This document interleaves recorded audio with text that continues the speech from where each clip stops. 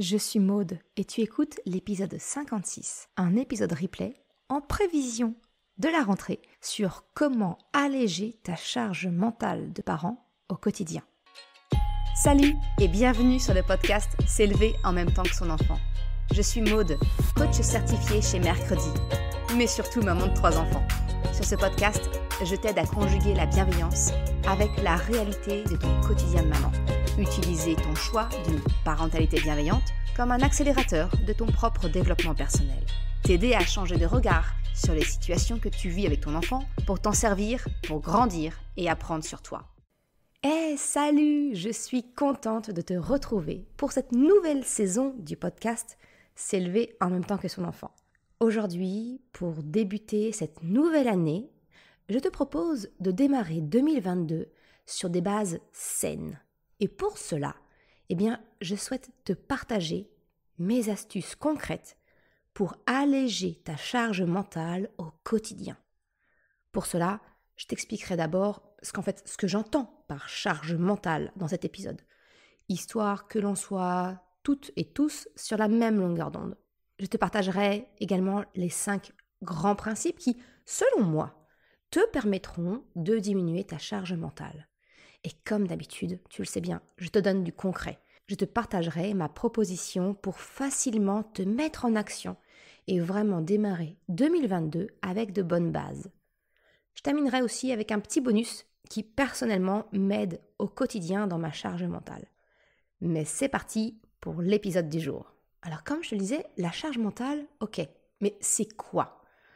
Avant de rentrer dans le vif du sujet et te donner mes astuces pour t'aider à alléger ta charge mentale au quotidien, je souhaite que l'on se mette d'accord sur ce que je nomme charge mentale dans cet épisode. Pour cela, je m'inspire très fortement du livre « Ta pensée à » de Colline Charpentier. Comme d'habitude, je te mettrai tous les liens en description. Mais vraiment, ce livre, je te le recommande vivement. C'est une perle. C'est également aussi un compte Instagram. Tu pourras facilement la retrouver sous le nom de Ta pensée à. Et en fait, dès les premières pages de ce livre, Colline a su mettre en mots une notion que je ne parvenais pas clairement à exprimer à mon conjoint ou à mes proches. Parce qu'en fait, soyons honnêtes, la charge mentale, elle est souvent révélatrice finalement d'une difficulté de communication au sein d'un couple. Chacun voyant la situation de sa lorgnette sans se mettre dans les bottes de l'autre. Chacun pensant faire assez, ou plus que sa part. En fait, tu le comprends peut-être, mais c'est typiquement une distorsion cognitive. Tu sais, la fameuse notion dont je t'ai parlé à plusieurs reprises, et notamment dans l'épisode 4, qui s'intitule « Les 2 raisons pour lesquelles toi et ton enfant, vous ne vous comprenez pas ». Soyons clairs, je ne vais pas te dire comment faire pour que celui ou celle qui partage ta vie ouvre les yeux et mette plus la main à la pâte. Ce n'est vraiment pas le but de l'épisode d'aujourd'hui. Parce que, tu le sais peut-être si tu me suis, je le dis souvent et je le répète aux parents que j'accompagne, on ne peut agir que sur soi. Tu ne peux malheureusement pas agir sur l'autre, si ce n'est en changeant toi. Alors, cela peut passer par prendre connaissance de ses besoins, de ses valeurs, et ensuite d'apprendre à les communiquer de manière positive. Parce je pense qu'on est bien d'accord, définitivement, les crier lors d'une dispute en les jetant au visage de l'autre, ça fonctionne très moyennement. Mais pour en revenir au sujet, la proposition de définition de la charge mentale du compte Ta pensée à, c'est qu'en réalité, la charge mentale est une surcharge mentale. Et alors là, j'ouvre les guillemets, je cite clairement un énorme passage, plusieurs passages de son livre. C'est l'ensemble des pensées qui planifient et gèrent le foyer. La subtilité de la charge mentale ? La charge du foyer déclenche des actions. Mais elle est avant tout une anticipation permanente de toutes ces tâches à accomplir. Ce n'est donc pas simplement faire, c'est tout ce qui est à penser de faire. Tu le comprends, il ne s'agit donc pas de la répartition des tâches à faire au sein du couple, mais plutôt de les planifier, de les anticiper, de les gérer, et non pas d'exécuter la tâche à proprement parler. Nuance subtile, hein, mais qui génère énormément de malentendus au sein du couple. En tout cas le mien. Dans son livre, Colline parle de l'exemple de passer l'aspirateur. Eh bien, ce n'est pas de la charge mentale, mais c'est plutôt une tâche domestique, une tâche ménagère. Mais par contre, penser que c'est samedi, c'est jour de l'aspi, ça, c'est de la charge mentale. Un autre exemple qu'elle donne dans son livre, le dépôt de ton enfant à l'école, à la crèche, chez la nounou, peu importe. En réalité, il ne s'agit pas seulement de déposer ton enfant, mais de prévoir tout ce qui tourne autour. Sa tenue adaptée, vérifier qu'il y a bien tout dans son sac, que ce soit le doudou, l'échange, le repas, les cahiers, le goûter, peu importe. On ne fait pas que déposer l'enfant, on prévoit sa journée. La charge mentale, c'est donc l'ensemble de pensées qui permettent au foyer de tourner rond. C'est l'huile dans la machine pour que les rouages tournent sans trop d'encombre. Alors concrètement, comment alléger ta charge mentale ? Eh bien, je vais te partager mes 5 grands principes.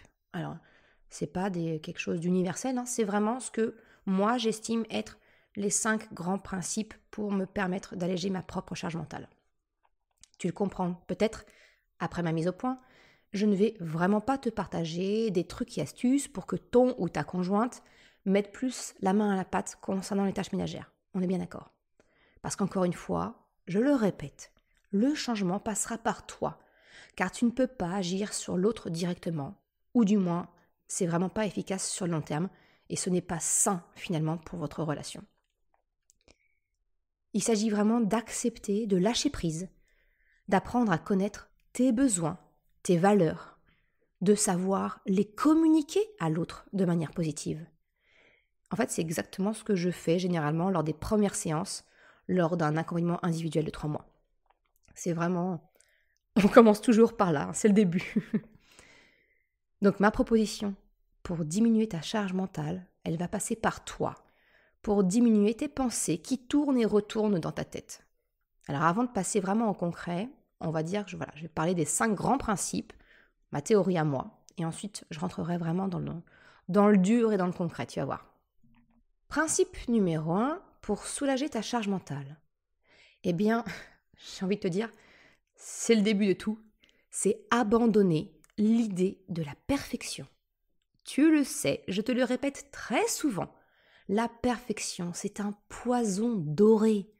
Sous couvert d'une apparence vertueuse et positive, se cache un piège redoutable, prêt à t'emmener dans les abysses de la culpabilisation, du burn-out, de la perte de confiance et d'estime en toi. Je t'en ai vraiment parlé à plusieurs reprises. Alors là, comme ça, il me vient en tête 3 épisodes notamment. L'épisode numéro 3, où ça fait partie des 3 idées reçues concernant la parentalité bienveillante. Et l'épisode 10, où on aborde la notion de culpabilité maternelle et comment en fait tu peux en faire ton allié. Et également l'épisode 20, tu as voulu être mère, alors assume. Souvent, le perfectionnisme entraîne une forme de procrastination parce que, en fait, on attend d'être sûr que ce soit parfait, maîtrisé, pour pouvoir oser nous lancer. Le résultat, eh bien, c'est qu'on ne fait pas ou on repousse. Et notre projet, idée, pensée, notre tâche, elle tourne en boucle dans notre tête, sans passage à l'action. Cela peut même aller jusqu'à des extrêmes. Je me souviens de cette maman que j'ai accompagnée à mes tout débuts, qui m'avait confié avoir toujours repoussé l'idée de la parentalité bienveillante, parce qu'elle craignait en fait de ne pas en être capable. Elle se fustigeait à chaque fois qu'elle haussait la voix sur ses garçons. Elle se démontrait ainsi qu'elle était incapable de se lancer dans une parentalité bienveillante. Et pourtant, cette idée, elle revenait sans cesse dans sa tête, sans qu'elle s'y autorise en fait, sans qu'elle s'autorise à essayer. Et finalement, elle a osé essayer avec moi, parce que j'étais en formation pour devenir coach certifié, et mes accompagnements étaient alors gratuits, parce que justement j'étais en formation. Donc elle a saisi cette occasion. Je lui ai fait prendre conscience que son haut niveau d'exigence, pour ne pas parler d'intransigeance, que son perfectionnisme, eh bien l'empêchait d'évoluer et d'avancer.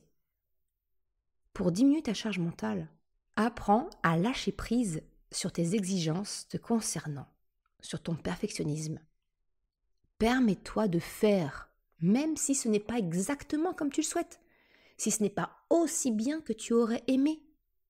Finalement, fais exactement ce que tu dis à ton enfant lorsqu'il se fâche parce qu'il n'a pas réussi à colorier sans dépasser ou à faire le dessin qu'il avait en tête. Quand il s'agit de ton enfant, tu lui dis probablement que ce qu'il fait c'est déjà très bien et que c'est en s'entraînant qu'il s'améliorera. Non ? Eh bien c'est la même chose pour toi. Alors abandonne ta recherche de perfection et alors tu pourras décoller. Le deuxième principe, selon moi, pour te permettre de diminuer ta charge mentale, c'est de mettre de l'ordre dans tes pensées. Savoir déterminer l'urgent de l'important, de ce qui est finalement inutile ou de trop. La surcharge mentale, c'est quand le lait de ta liste de courses se retrouve au même niveau dans tes pensées que prendre rendez-vous pour le vaccin des 6 ans de ton enfant. Et c'est bien normal, parce que tout se retrouve dans le même sac, dans ton esprit. Notre cerveau, c'est pas un classeur avec un code couleur des intercalaires. Non. Alors certes, les mentalistes et autres champions du cerveau parviennent à tout organiser et à cartographier grâce au palais mental. Mais soyons honnêtes, entre notre manque de sommeil, les neurones en moins suite à la grossesse, et pour ça je te renvoie à un épisode de la matrescence que j'avais trouvé très intéressant, je te mettrai le lien en description, mais voilà, entre ce manque de sommeil et ce fameux mommy brain, eh bien c'est un niveau un peu trop élevé pour nous parents. Alors le meilleur moyen de te permettre de prioriser toutes les pensées qui tournent dans ta tête, eh bien c'est de les faire sortir en les notant.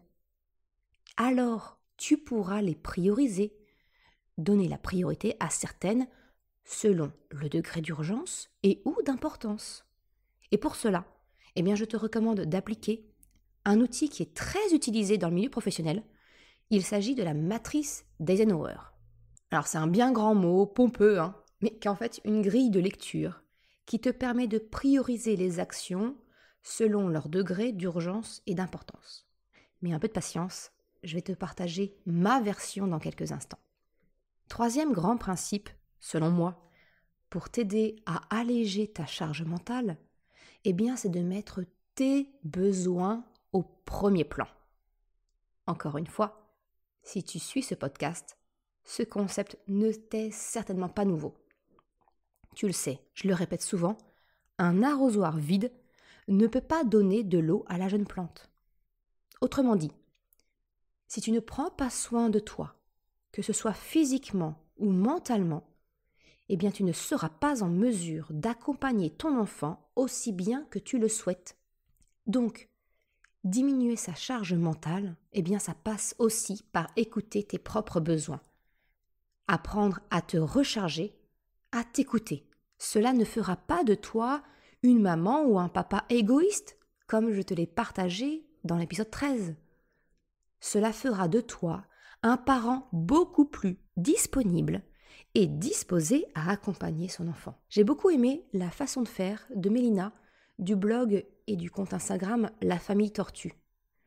Elle et son conjoint s'octroient régulièrement des journées off, voire plusieurs jours d'affilée, en laissant les enfants à l'autre conjoint le temps de 2-3 jours, afin de prendre soin de soi et de recharger ses propres batteries à fond. Un concept qui me séduit en tout cas moi beaucoup et que j'ai prévu, ça fait partie de mes résolutions de 2022, j'aimerais me l'appliquer cette année. Je te mettrai le lien en description d'une story où elle explique un petit peu ce principe et comment ils font avec son conjoint. Un autre grand principe qui contribue à notre charge mentale, c'est le multitâche. Alors comme principe numéro 4, j'ai envie de te dire, abandonne le multitâche pour soulager ta charge mentale. Le multitâche, c'est un ennemi parce qu'il nous donne l'impression d'être passé dans la phase d'action. La charge mentale étant directement liée aux pensées, comme on l'a vu, on a souvent l'impression que dès lors que l'on rentre en action, cela supprime la pensée. Un petit peu comme si tu cochais, tu sais, la case de ta to-do list mentale. Sauf que ton cerveau, il n'est pas du tout dupe. On ne la lui fait pas à lui. Non, non. Parce que tant que la tâche n'est pas terminée, ton cerveau ne coche rien du tout. Tu le devines donc. Le problème avec le multitâche, c'est que finalement, tu ne coches aucune case. Mais par contre, tu lances tout un tas de tâches diverses et variées en même temps. Dans l'épisode 23 du podcast, je t'ai démontré comment plusieurs tâches démarrées en parallèle demandent finalement plus de temps que si tu les faisais les unes après les autres. Mais en plus, dans le cas de ta charge mentale, c'est un peu comme si tu ouvrais une multitude d'onglets dans ton navigateur ou une multitude d'applications sur ton téléphone. Tu les ouvres toutes en même temps. Le résultat, tu le connais par cœur. Ton ordinateur ou ton téléphone, ils vont se mettre à ramer, dans le meilleur des cas, s'ils ne plantent pas en fait. Eh bien tu vois, en résultat, mon conseil numéro 4, c'est vraiment abandonne le multitâche. Une chose à la fois, en donnant ton attention à 100% pour atteindre la résolution ou la mise en action complète. Parce que c'est vraiment quand la tâche est complètement terminée que ton cerveau pourra supprimer cette pensée, mentalement cocher la case « donne ». Le dernier principe est un petit peu dans la lignée du premier finalement. On boucle la boucle. Le premier principe, c'était abandonner ton perfectionnisme. Mais pour ce 5e principe, c'est d'abandonner ton perfectionnisme qui te pousse à devoir prouver que tu peux tout faire, que tu peux bien faire, que toi seul sais correctement faire. En fait, le 5e principe, c'est apprendre à demander de l'aide et à déléguer. Il s'agit vraiment de ça, c'est apprendre à demander de l'aide en prenant conscience que demander de l'aide n'est en rien un signe de faiblesse. Bien au contraire, j'ai envie de te dire.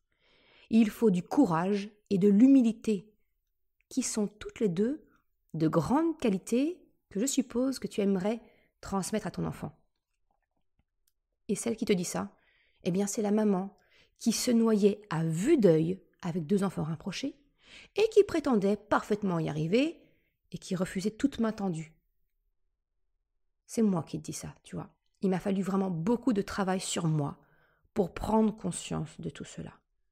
Et ça a tellement été libérateur. Alors, ne sois pas aussi mâchu et têtu que moi. Ouais, j'ai des expressions cauchoises, Mais voilà, ne sois pas aussi mâchu et têtu que moi. Accepte les mains tendues vers toi. Ça ne fait pas de toi quelqu'un de faible. Ça ne fait pas quelqu'un de toi d'assister. Non, non, bien au contraire. Même si ton ou ta conjointe ne plie pas le linge comme tu le souhaites, même si l'aspirateur n'est pas passé dans les moindres recoins comme tu en as le savoir-faire, c'est vraiment d'accepter l'aide et d'accepter de déléguer. Et finalement, accepter de déléguer, ce qui se cache derrière, c'est vraiment d'apprendre à faire confiance à l'autre. Parce que oui, ton ou ta conjointe est différent de toi. C'est normal et c'est souhaitable, j'ai envie de te dire, parce que c'est vraiment les différences qui nous enrichissent. Et bien, c'est également valable pour les tâches domestiques. De la même façon que je t'encourage de ne pas être trop exigeante, voire intransigeante, vis-à-vis de toi-même, je te recommande vraiment de faire de même avec ton conjoint. Alors, je ne sais pas pourquoi, mais je suis sûre que si mon mari m'écoute, il va trouver que j'ai encore de la marge de progression. Et c'est probablement vrai. Mais ça, je ne le lui dirai pas. Parce que je suis presque certaine qu'il n'ira pas aussi loin dans l'écoute de l'épisode. Bref, ce que je veux dire, c'est que il n'y a rien de pire dans un couple parental de jouer au ping-pong de celui qui a raison ou tort, de qui fait le mieux, de qui fait le plus. Parce qu'au final, dans ce jeu, il n'y a que des perdants. Ce que j'encourage à faire avec les mamans ou les papas que j'accompagne, c'est vraiment d'apprendre à communiquer de façon positive en s'interrogeant sur les besoins précis ou nos valeurs importantes. Si je te prends un exemple concret, et vraiment très trivial chez moi, mais j'embête régulièrement mon mari sur le pliage des serviettes de toilette. Tu as le droit de rire, hein. Tu as le droit de trouver ça ridicule. En fait, lui, il est capable de les plier de plusieurs façons possibles, il alterne sans s'en rendre compte. Il plie machinalement, il ne réfléchit pas à la façon dont il plie. Ce qui, moi, a le don de m'horripiler. Parce qu'en fait, notre lieu de stockage, c'est une étagère ouverte aux yeux de tous. Alors, au lieu de lui dire et redire comment je souhaite que les serviettes soient pliées, et ça n'a aucun sens pour lui parce que l'importance pour lui, c'est juste que le linge soit plié, je lui expliquais ce qui est important pour moi, l'esthétisme du rangement. Je fais partie de ces personnes qui sont sensibles à leur environnement. J'ai besoin que ce soit clair, épuré, pour me sentir bien. Tu vois là, tu verras pas d'étagère pleine de babioles chez moi, hein, parce que ça encombre ma vue et mon esprit. C'est sans doute mon côté un peu psychorigide, mais je l'assume. Après des années à se prendre la tête sur les serviettes, je ne lui impose plus ma façon de plier. Je lui ai simplement demandé de respecter mon besoin d'uniformité. S'il commence à les plier dans la longueur, qu'il s'y tienne. Même si moi, j'aurais tendance à faire dans l'autre sens. Mais je ne lui impose pas ma façon de faire finalement. Je lui demande juste, moi j'ai besoin que ce soit uniforme pour que visuellement le résultat soit uniforme. Alors tu vois, à travers cet exemple vraiment anodin, je souhaite illustrer mon propos de t'encourager à aller au-delà de comment tu souhaites que les choses soient faites lorsque tu délègues. Échange sur ton besoin, ta valeur, écoute celle de l'autre et trouvez votre compromis. Tu connais la rengaine, hein? Mais en procédant ainsi, en fait, tu sors de l'infantilisation ou de l'autorité qui peuvent être ressenties lorsque tu délègues, mais que finalement tu souhaites conserver le contrôle. C'est cela, apprendre à faire confiance dans la délégation. Pour terminer ce point, j'aimerais enfoncer le clou par une dernière question. Lorsque tu délègues, qu'est-ce qui est le plus important pour toi? Est-ce que c'est que la tâche soit faite? Ou est-ce que le fait que la tâche soit faite de la manière que tu le souhaites? Et c'est interdit de me répondre les deux, hein. Non, choisis. Quelle est la vraie priorité pour toi? S'il s'agit bien de décharger ta liste des choses à faire, tu sais ce qu'il te reste à faire. C'est de communiquer et de faire confiance. Comment alléger ta charge mentale? Je te partage mon mantra au quotidien. Parce que ce qui découle immédiatement de mes 5 grands principes, c'est donc d'éliminer les tâches qui tournent en boucle dans ta tête par une mise en action, afin que ton cerveau coche réellement la case « fait » dans ta tête. Pour ne pas l'oublier, je te partage mon mantra préféré, celui que je me répète quotidiennement et qui est même la couverture de mon tableau de bord professionnel, là où je travaille. Cette phrase, c'est « La clarté vient de l'action, pas de la réflexion ». Avec cela, mets fin à ta rumination mentale en passant à l'action. C'est le meilleur moyen pour vider le cache de ton ordinateur mental. Et passer à l'action, c'est maintenant. Alors j'en arrive enfin à ma proposition pour alléger ta charge mentale. La première étape, comme toute chose, c'est la prise de conscience. La prise de conscience de l'étendue de ta charge mentale. C'est la noter noir sur blanc sur du papier, dans une application. Ça te permettra déjà de libérer temporairement de la place. Et souvent, ce que l'on observe quand on commence à noter, c'est que ça ne s'arrête pas. Plus on note, plus des choses nous viennent à l'esprit. C'est normal, parce que c'est le signe que tu libères de la place pour des pensées qui étaient reléguées tout au fond et qui émergeaient de temps en temps. C'est un peu comme si tu débouchais un robinet. L'eau se met à couler, d'abord un peu, puis à grand flot. Vient ensuite la deuxième étape, prioriser. Faire le tri dans tout ce que tu as noté pour organiser par ordre d'importance et d'urgence. Tu te souviens de la matrice d'Eisenhower dont je t'ai parlé? C'est ici qu'elle intervient. Tu prends chaque élément noté sur ta liste et tu les passes au crible des critères d'importance et d'urgence, de telle sorte que tu puisses la classer s'il s'agit d'une de ces 4 combinaisons possibles. La première, c'est urgent et important. La deuxième, non urgent, mais important. La troisième, urgent, mais non important. Et la dernière, non urgent et non important. Alors pour ça, on a besoin de déterminer en fait la définition de ce qui est important et de ce qui est urgent. Une tâche importante, c'est une tâche qui peut avoir des conséquences négatives significativement si elle n'est pas réalisée. Une tâche urgente, elle, requiert une action immédiate. Elle a souvent une échéance donnée assez rapprochée. Il est donc question de prioriser selon les critères d'urgence et d'importance. Et une fois ce tri fait, c'est vraiment très facile de prioriser. Parce que toutes les tâches qui sont urgentes et importantes, elles sont à réaliser. C'est vraiment tes priorités numéro 1. Toutes les tâches urgentes, mais non importantes, elles peuvent être déléguées. Passe le relais. Ou alors, vois si tu peux temporiser la tâche, si elle peut être décalée dans le temps. Le troisième, toutes les tâches qui sont non urgentes, mais qui sont importantes.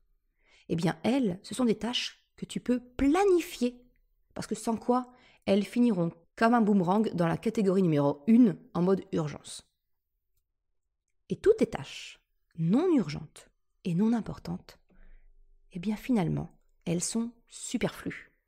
Elles sont à éliminer parce qu'elles sont inutiles. C'est cela aussi le lâcher-prise. C'est accepter d'en faire moins pour son propre bien-être et celui des autres, vu que le tien a un impact direct sur eux. Tu ne soupçonnes pas le nombre de tâches qui se révèlent appartenir à cette catégorie. Bien sûr, tu peux en garder quelques-unes si elles t'apportent du plaisir. J'entends par là, par exemple, tu as une idée d'activité créative que tu veux faire, c'est peut-être pas urgent, c'est peut-être pas important. Par contre, si c'est quelque chose qui te nourrit, tu peux te le garder, mais ça ne sera pas une priorité numéro 1. Alors pour t'aider et te faciliter cette étape, je te propose un outil que j'ai déjà partagé si tu reçois mon mail du samedi matin, la minute des mamans parfaitement imparfaites. Cet outil, c'est ce que j'appelle mon vide esprit.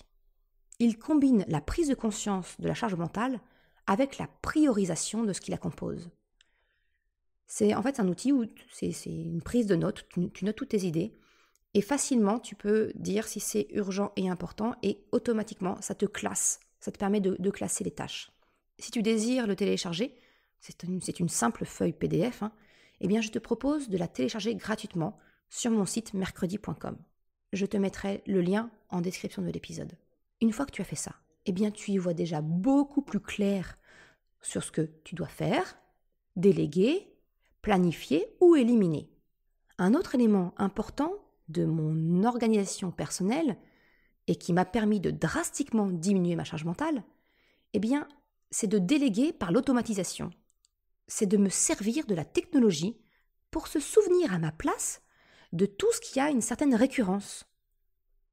Alors pour ça, j'utilise notamment le calendrier Google qui est partagé avec mon conjoint et la notion des rappels.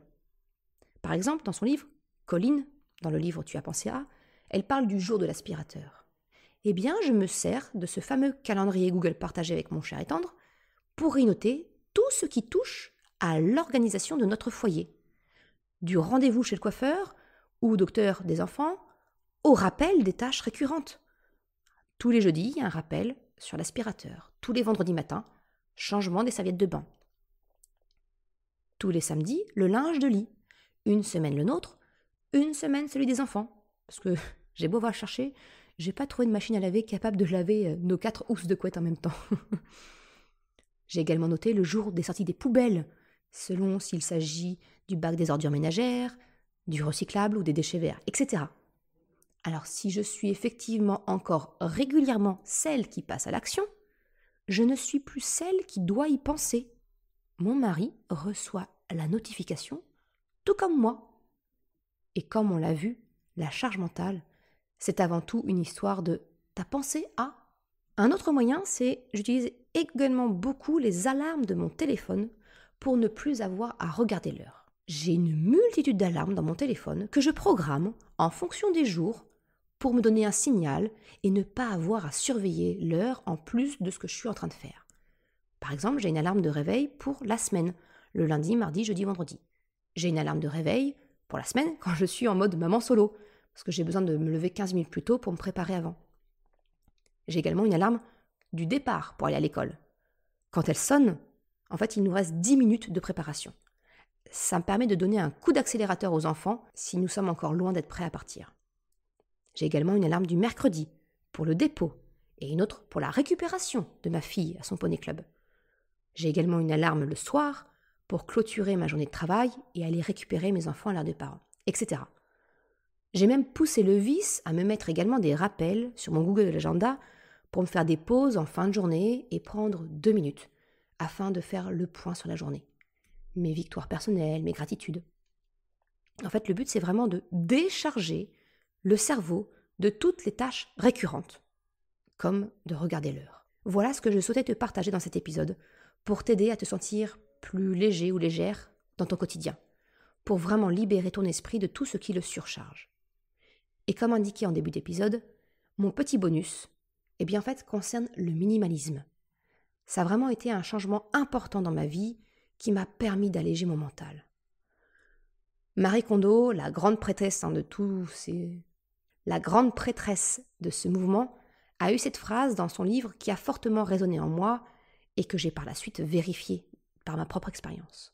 Au-delà du fait qu'avoir moins de choses permette de faciliter le rangement et l'organisation, tout ce que nous possédons finalement est présent dans notre esprit. Notre subconscient garde en mémoire tout ce que nous possédons, la moindre babiole.